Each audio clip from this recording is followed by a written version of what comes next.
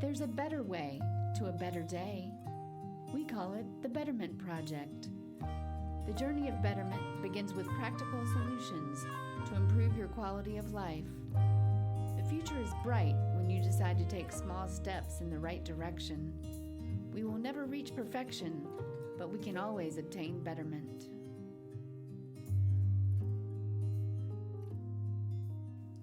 Hey everyone, this is Lakin and I am here with Anne, and today on the Betterment Project podcast we are going to be talking about grief. Grief is a process we have to go through after we experience a loss of some sort. If we don't go through it, it stunts us and perpetuates that initial blow, which can create a bigger problem in our lives. Yeah, I totally agree with that. Grief has to be addressed. We have to walk through the process of grief. And grief can come in, so many different kinds of forms. Yeah, I mean, you can grieve the loss of a loved one, the loss of your health, the loss of a job or financial security. What else can you grieve that you can think of? I mean, possessions. Yeah. People losing their possessions, whether, it could have been a house fire or, right.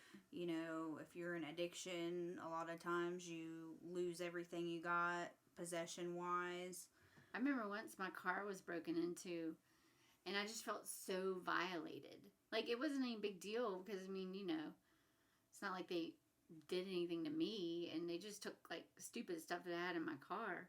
Yeah. But it made me feel so violated that I had to grieve over that.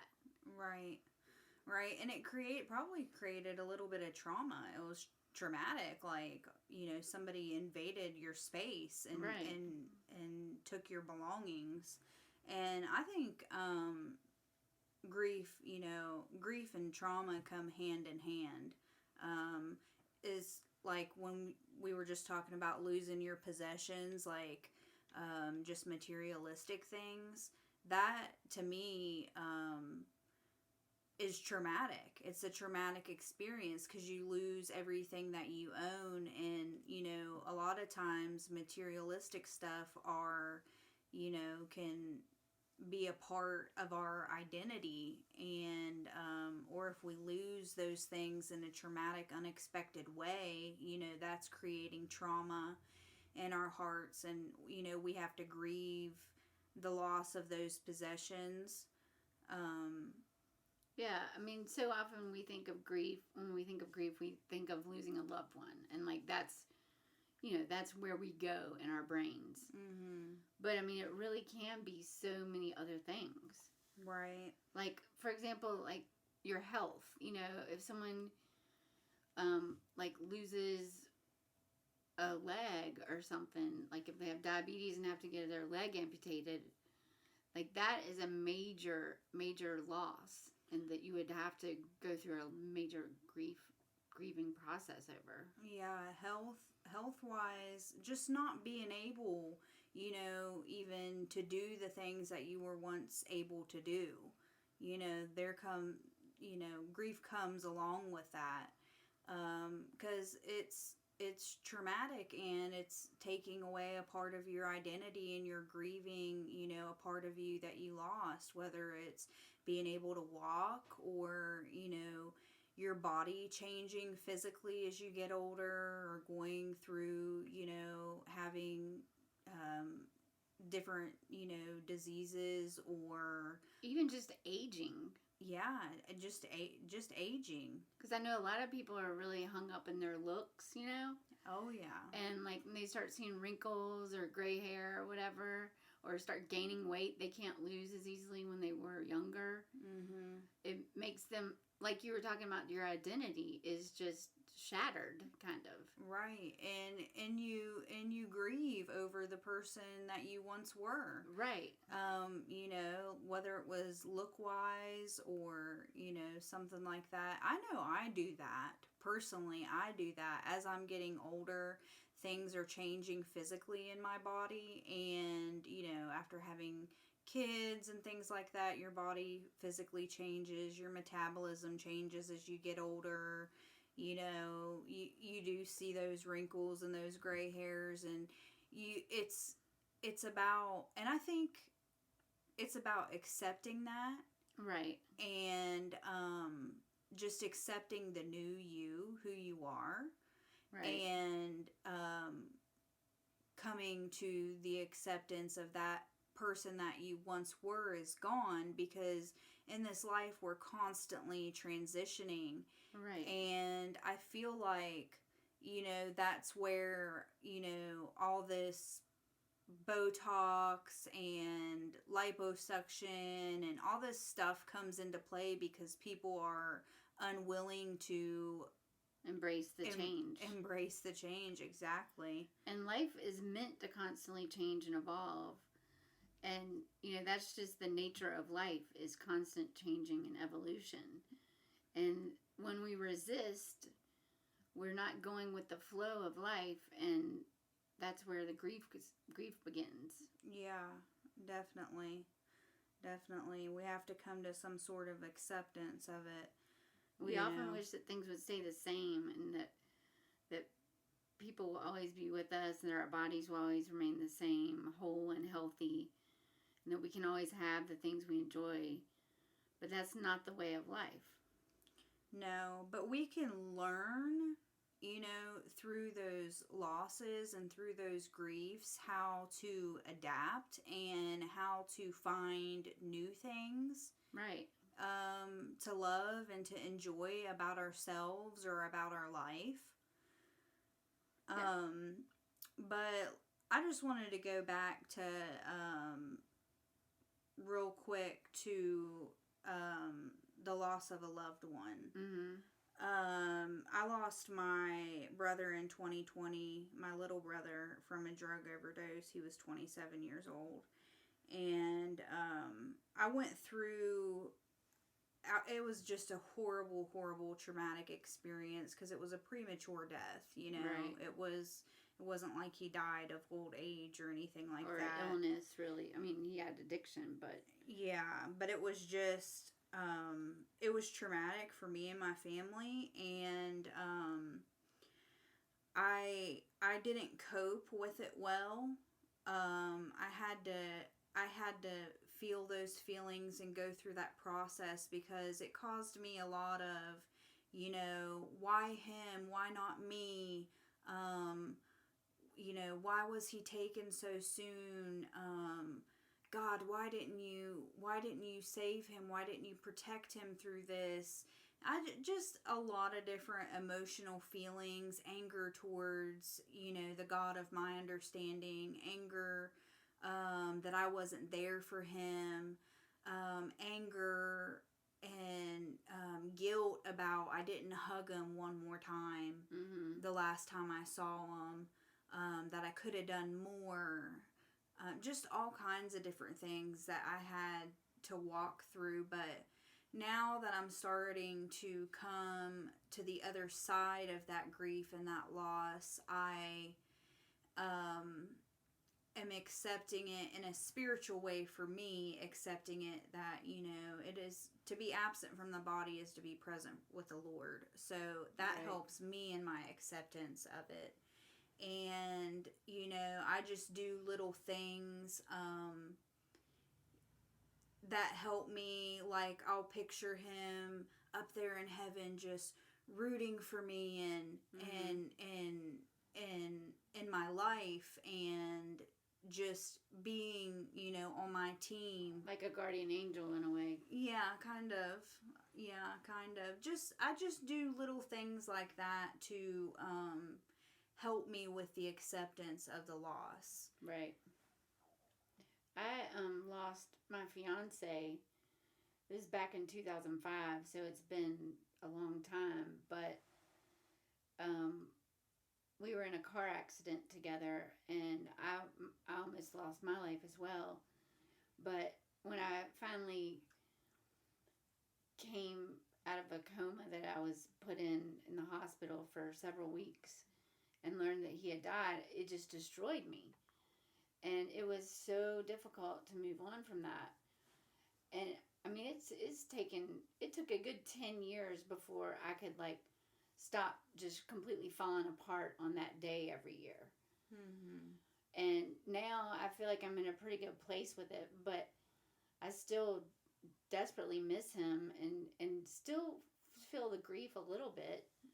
Yeah, I don't think that ever fully goes away. No, but it just sort of, I don't think grief ever goes away fully either, but I think it just changes you a little bit.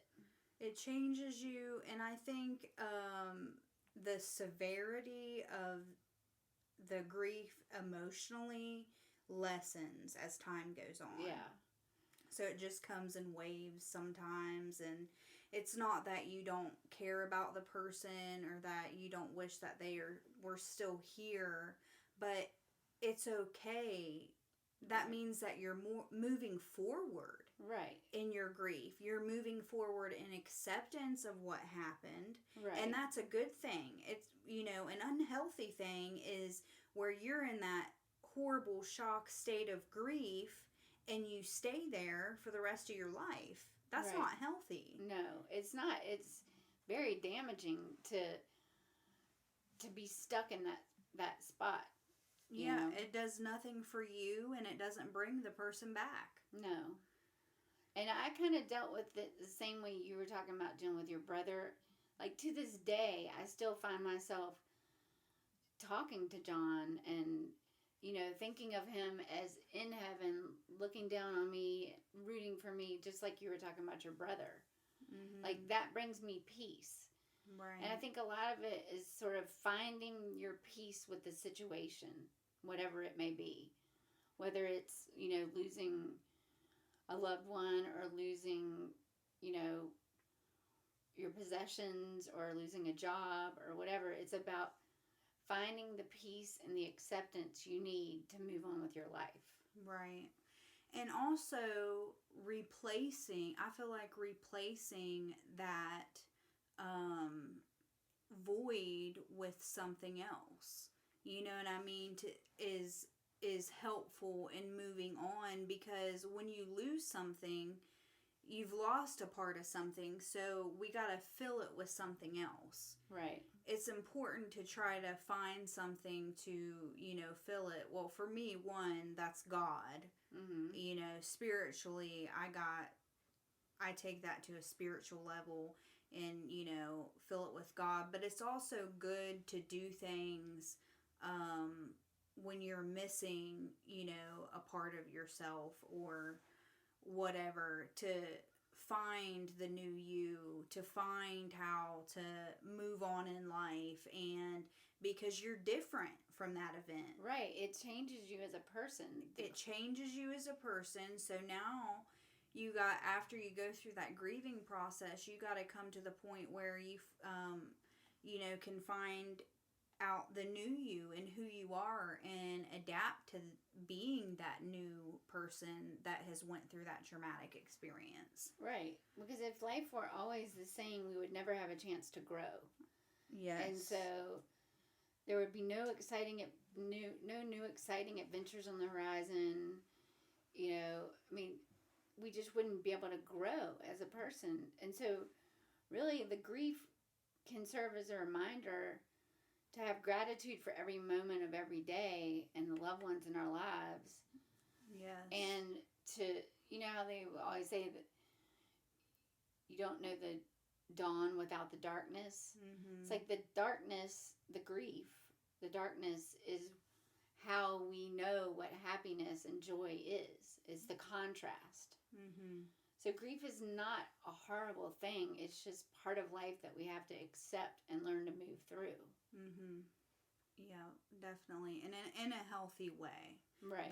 That's what I want to stress, because I've seen certain people in my life who have lost loved ones or different things, and who get stuck in that grief, or maybe they move on, but they're trying to fill that void in just a destructive type of way. Right, unhealthy, destructive patterns. Yeah, and we got to learn how to not do that. So I just want to go back to us talking about grieving the loss of who we are and how we're changing, as people, whether it's through a health issue or whatever it may be. And something that I personally went through was I used to sing a lot when I was younger, and singing was I came out of the womb knowing that I was a singer. Right. And singing, and that was just my life, just revolved around that. And as I got older and, started using drugs, it changed, and smoking, it affected my singing.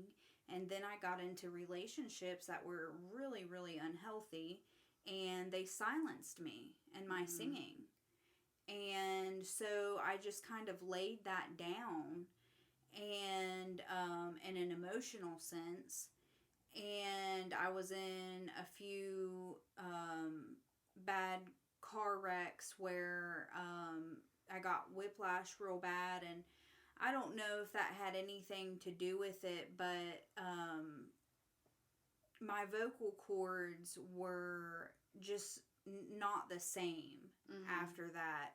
Just real shaky, wasn't able to hold notes the way I used to be able to. And I don't know if that's something that's ever going to come back to me or not, but for now you don't have that. But for now, it's not a part of me, and it's not a part of my life, and I'm in the process of grieving that. And because that was part of your identity. Yeah, it was a huge part of my identity. And now I'm trying to figure out, what to do in replacement of that loss that I'm feeling with singing.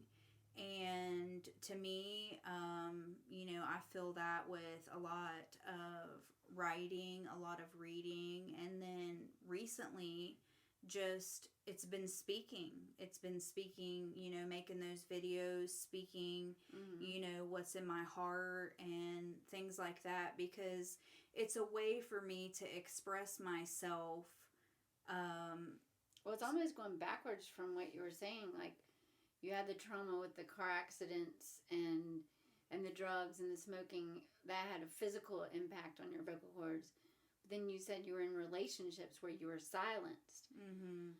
It seems to me that now you're making these videos and you're talking, you're expressing yourself. You're taking your voice back. You know what I mean?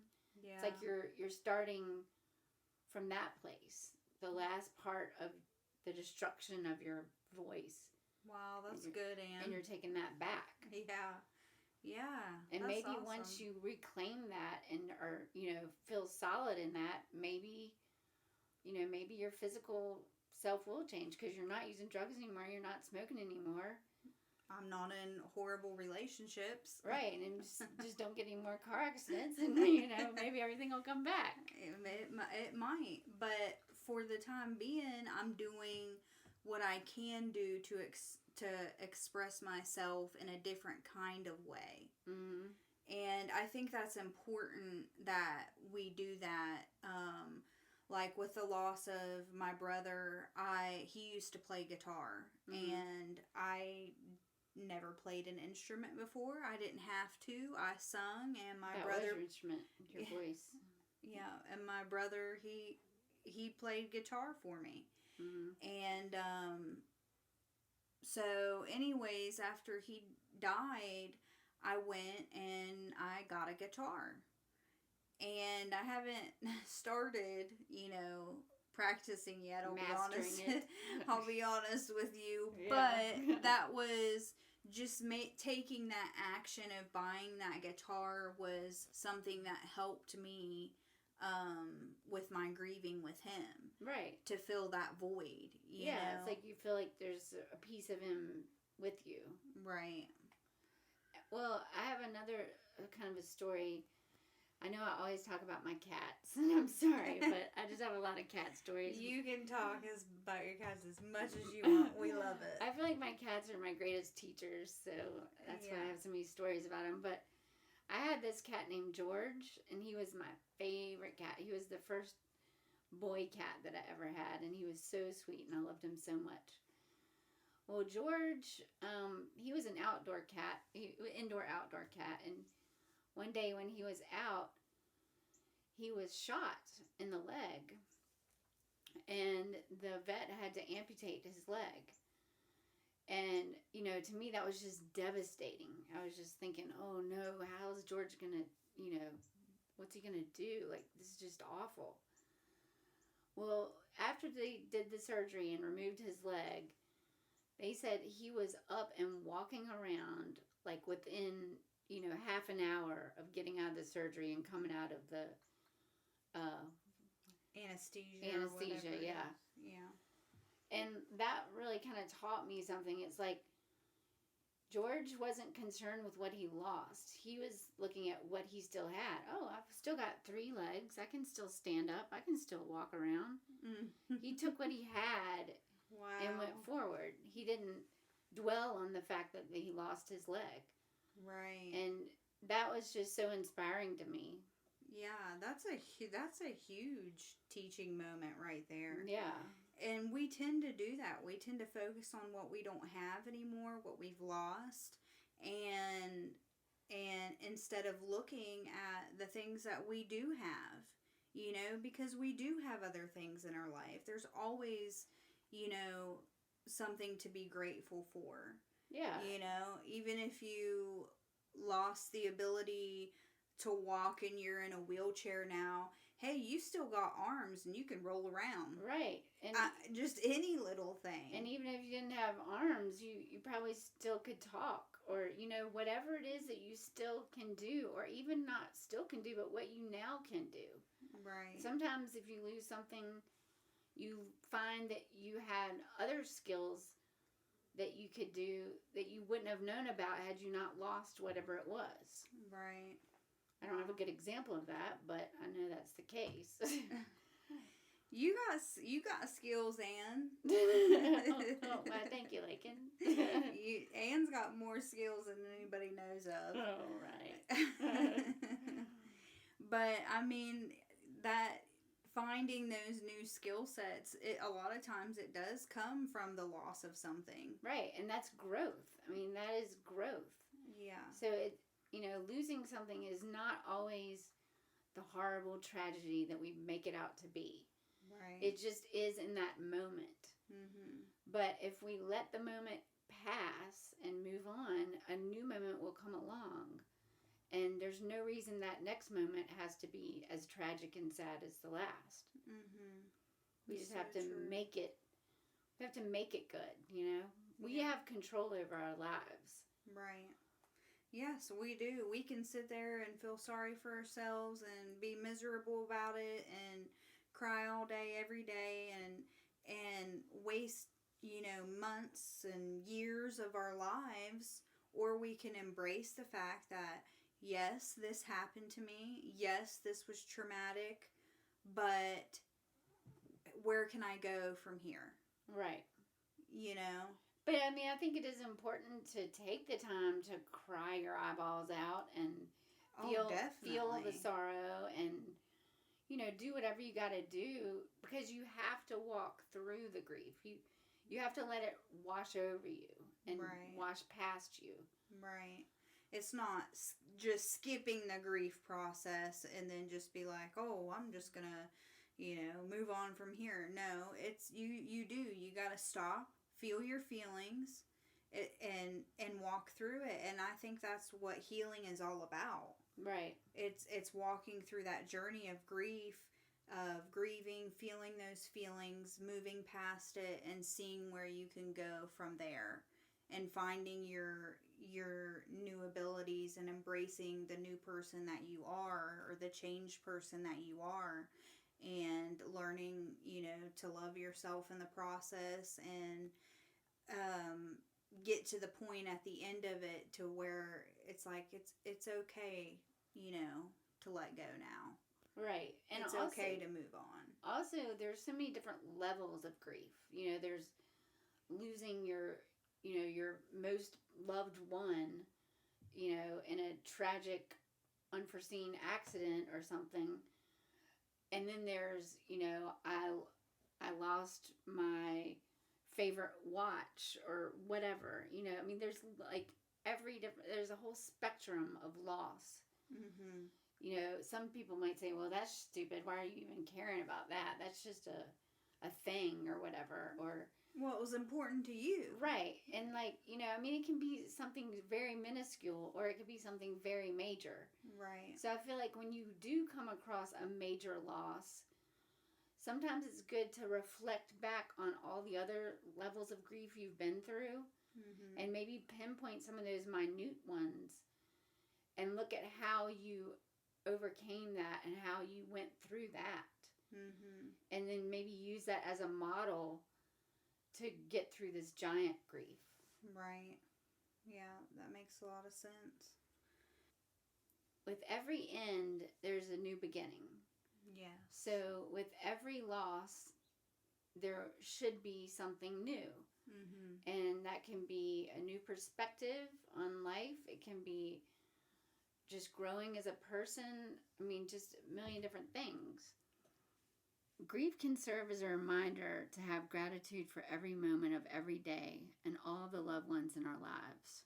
Yeah, it definitely can. And I think this was a really good topic to pick today, because it just, reminds us to be grateful, for the people and things that we do have right now in our lives, and that grief is a process that we just got to walk through, and change is inevitable. Our lives are going to change. Our physical bodies are going to change.